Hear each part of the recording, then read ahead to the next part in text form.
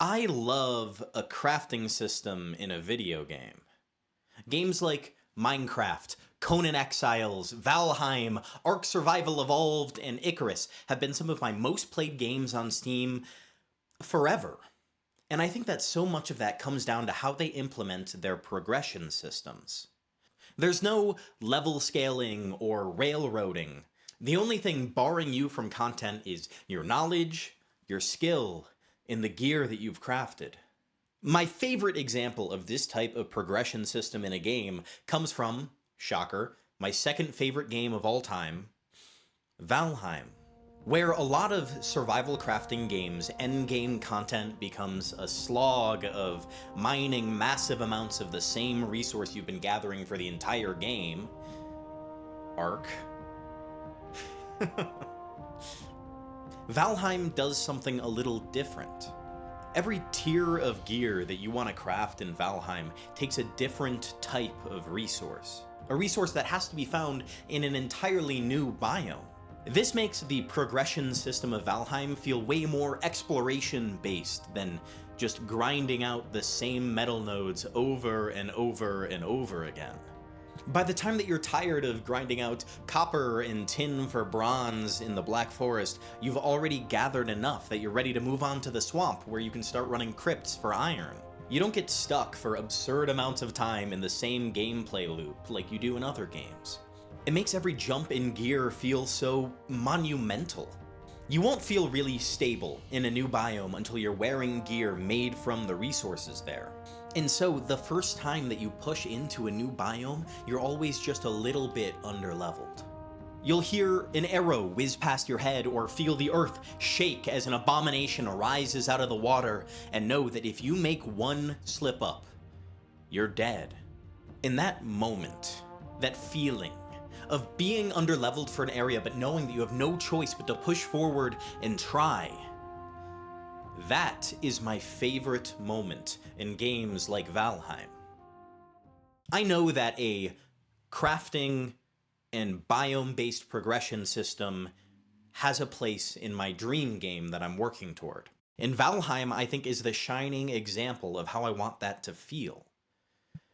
But there are so many other games that I love that have crafting elements in them that I wouldn't call crafting games. Baldur's Gate has like one single weapon that you can craft at a forge, and a very in-depth alchemy system with tons of ingredients and potions.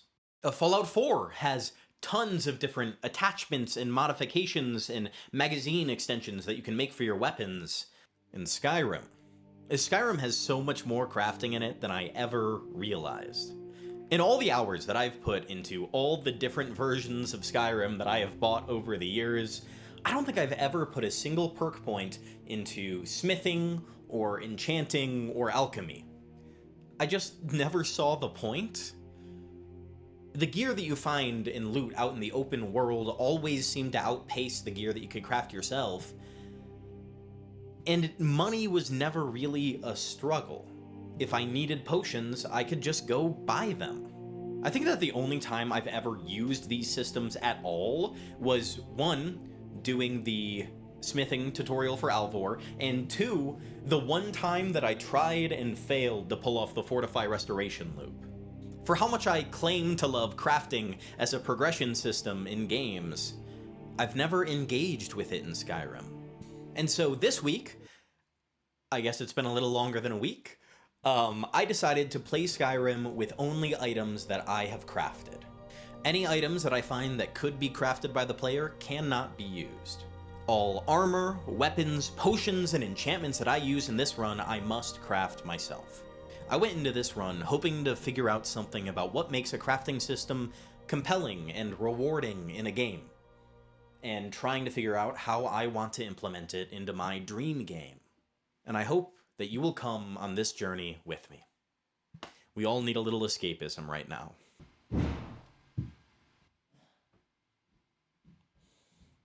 I need to escape this apartment. The run started out really normal. I was just playing through the Skyrim intro, but with a fun new little goal that I'd never tried before. I made my character in a way that I thought made sense as a smith, narrowly escaped my execution, and dove into the bowels of Helgen with Hadvar, trying to escape. I very quickly ran headfirst into how limiting this run was going to be. My poor orc, naked and afraid, had to box his way through stormcloaks, spiders, and a bear in order to make it out of Helgen alive.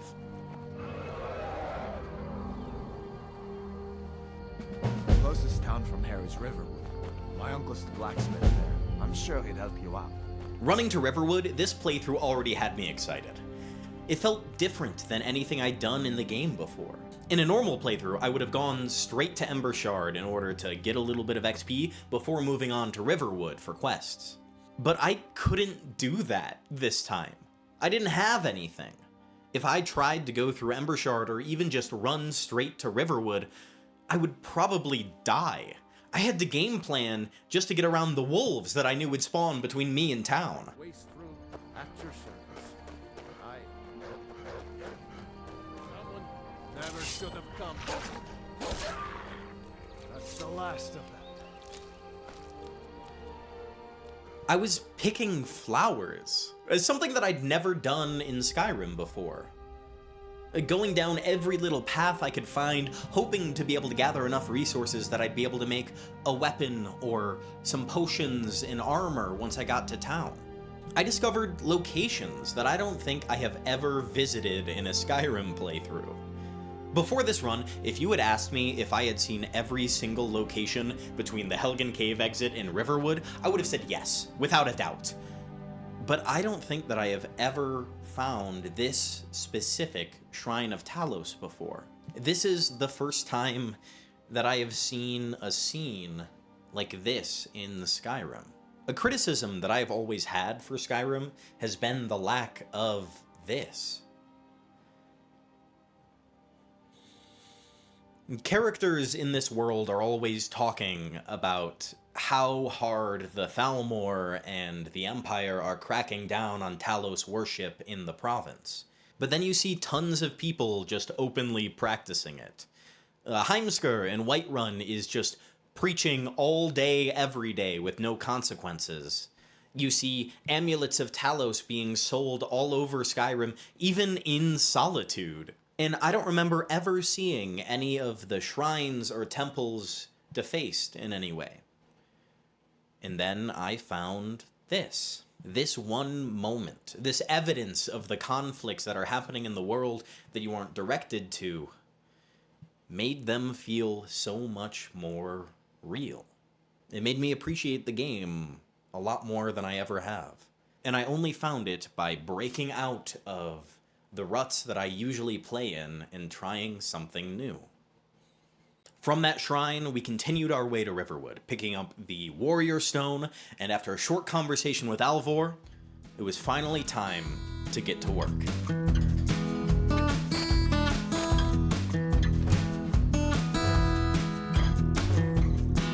Yes, actually. How about you smith me an iron dagger? Let's improve the fit. We're gonna have to find more ore.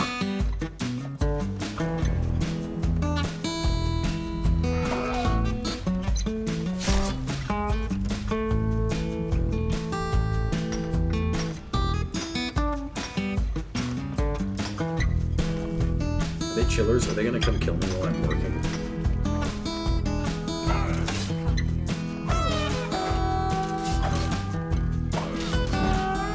Oh, and they're not.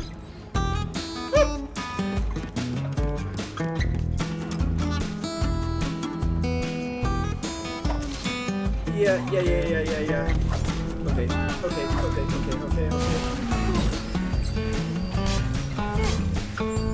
This is bad.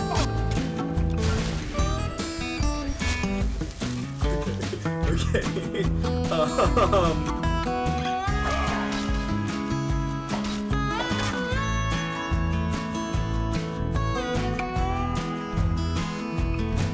I think heavy armor is like objectively cooler.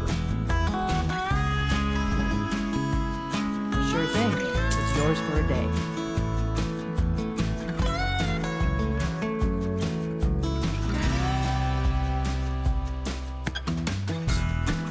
go.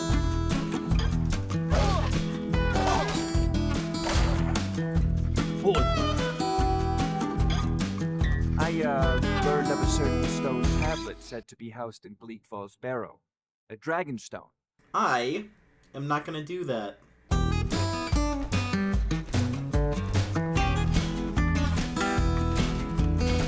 Here, take a look at this.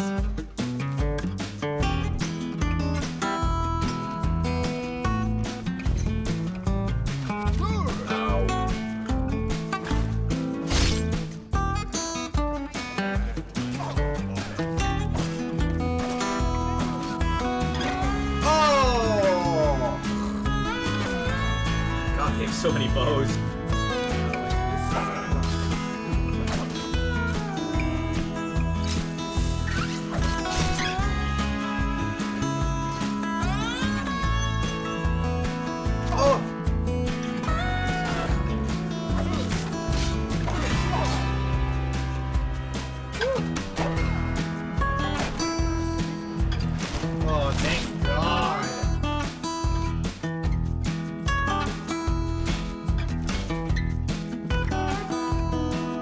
Alright, Fit goes kinda hard. I was having a blast with the opening of this run. I felt so focused.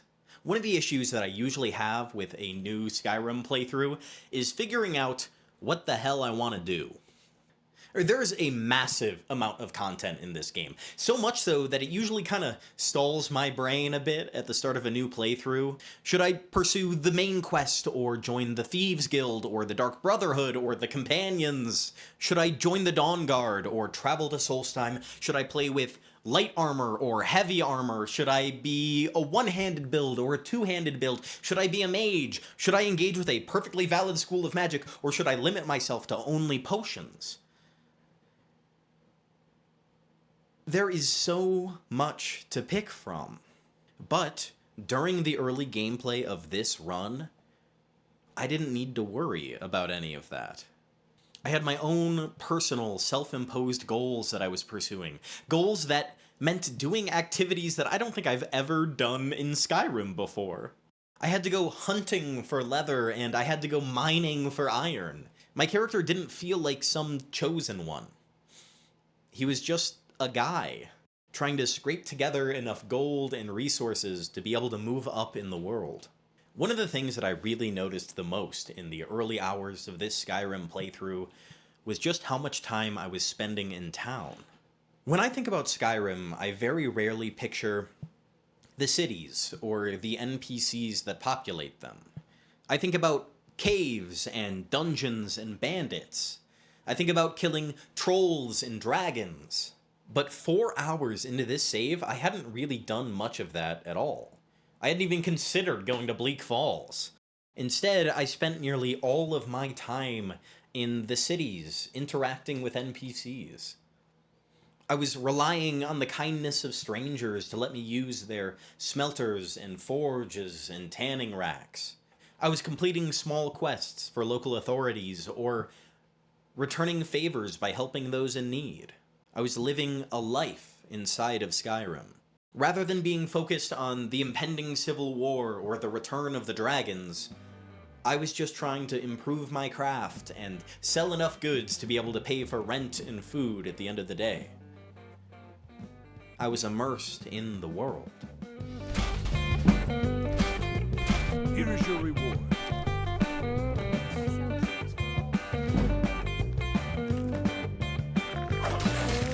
Oh! Are you FR? Oh! That's not gonna end well for me. Ah! Oh, thank Arcade!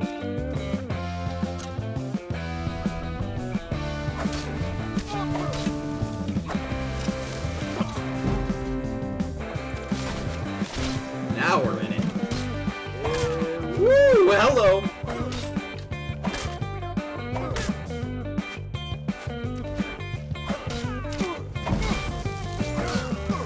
Jesus, I am dying so fast!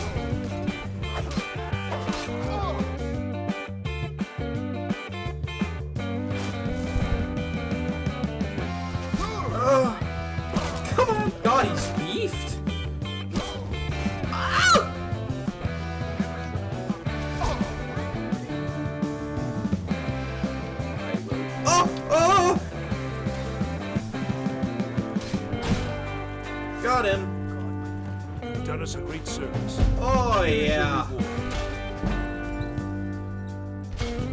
I think it's time we do Bleak Falls Barrow. Oh, Ice Wolf? Okay, that's a little scarier.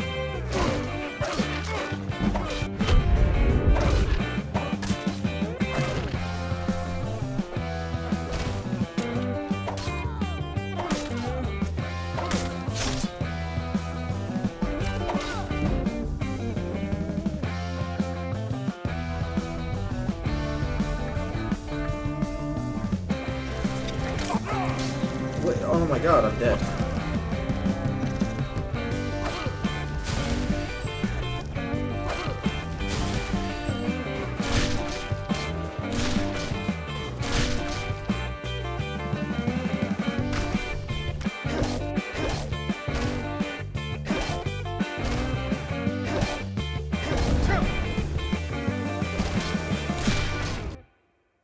So far, this run had given me exactly what I'd been hoping for.